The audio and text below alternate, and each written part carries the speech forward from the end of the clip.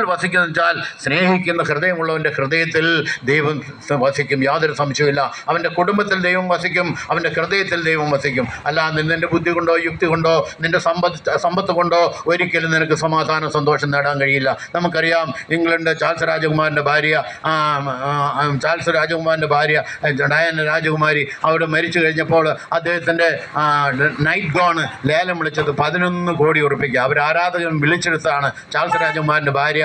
നമുക്കറിയാം, അപ്പോൾ അത്രയ്ക്കും ആരാധകരുണ്ടെന്നുള്ളതാണ്. മാത്രമല്ല ലോകസുന്ദരി പട്ടം നേടിയ ഒരു വ്യക്തിയും കൂടിയായിരുന്നു അവർ. അപ്പോൾ സൗന്ദര്യമുണ്ട്, സമ്പത്തുണ്ട്, ആരാധകരുണ്ട്. എന്നാൽ പ്രിയമുള്ളവരെ, അവരുടെ ജീവിതത്തിൽ 7 പ്രാവശ്യം ആത്മഹത്യയ്ക്ക് ശ്രമിച്ചു എന്നുള്ളതാണ് കാരണം.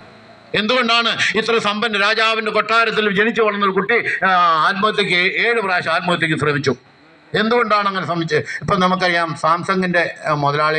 സാംസങ്ങിൻ്റെ ഓണറിൻ്റെ മകള് ഒരു സുപ്രഭാതത്തെ ഫാൻ കെട്ടി തൂക്കി ചത്തു. നമ്മൾ പത്രത്തിൽ വായിച്ചതാണേ, ഞാൻ പറഞ്ഞുണ്ടാക്കിയതല്ല. ഞാൻ പറഞ്ഞതിൻ്റെ അർത്ഥം, പ്രിയമുള്ളവരെ, സമ്പത്ത് കൊണ്ടല്ല സമാധാനം ഉണ്ടാക്കുന്നത്. നിൻ്റെ ഹൃദയത്തിൽ ദൈവത്തിന് വസിക്കാൻ ഇടമുണ്ട്. യേശു തിരുവചനത്തിൽ പ്രകാരം പറയുന്നു, നിങ്ങൾ ദൈവത്തിൻ്റെ ആലയമാണെന്നും ദൈവാത്മാവ് നിങ്ങൾ വസിക്കുന്നുണ്ടെന്നും അറിയുന്നില്ലേ? ദൈവത്തിൻ്റെ ആലയം പരിശുദ്ധമാണ്.